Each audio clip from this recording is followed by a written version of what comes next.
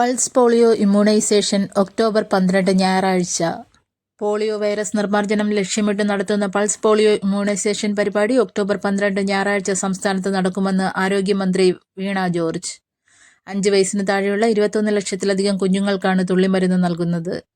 പ്രത്യേകം സജ്ജീകരിച്ച ബൂത്തുകളിലും ട്രാൻസിറ്റ് മൊബൈൽ ബൂത്തുകൾ ഉൾപ്പെടെ 22,383 ബൂത്തുകളാണ് പ്രവർത്തിക്കുക. 44,766 വോളണ്ടിയർമാർ ബൂത്ത് പ്രവർത്തനങ്ങൾക്ക് നേതൃത്വം നൽകും.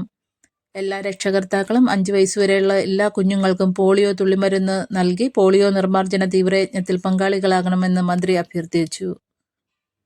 സ്കൂളുകൾ, അങ്കണവാടികൾ, വായനശാലകൾ, സർക്കാർ ആശുപത്രികൾ, സ്വകാര്യ ആശുപത്രികൾ എന്നിവിടങ്ങളിലെ ബൂത്തുകൾ ഒക്ടോബർ 12 രാവിലെ 8 മുതൽ വൈകുന്നേരം 5 മണിവരെ പ്രവർത്തിക്കും. ബസ് സ്റ്റാൻഡുകൾ, റെയിൽവേ സ്റ്റേഷനുകൾ, വിമാനത്താവളങ്ങൾ, ബോട്ട് ജെട്ടികൾ എന്നിവകളിലെ ട്രാൻസിറ്റ് ബൂത്തുകൾ ഒക്ടോബർ 12 വൈകിട്ട് 8 മണിവരെയും പ്രവർത്തിക്കും.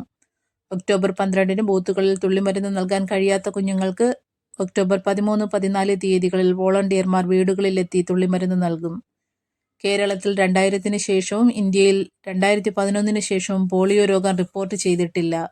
2014 മാർച്ചിൽ ലോകാരോഗ്യ സംഘടന ഇന്ത്യയെ പോളിയോ മുക്ത രാജ്യമായി പ്രഖ്യാപിച്ചു. പരിപാടിയുടെ സംസ്ഥാനതല ഉദ്ഘാടനം ഞായറാഴ്ച രാവിലെ 10 മണിക്ക് പത്തനംതിട്ട കോഴഞ്ചേരി ഗവൺമെന്റ് ഹൈസ്കൂളിൽ ആരോഗ്യമന്ത്രി വീണ ജോർജ് നിർവഹിക്കും.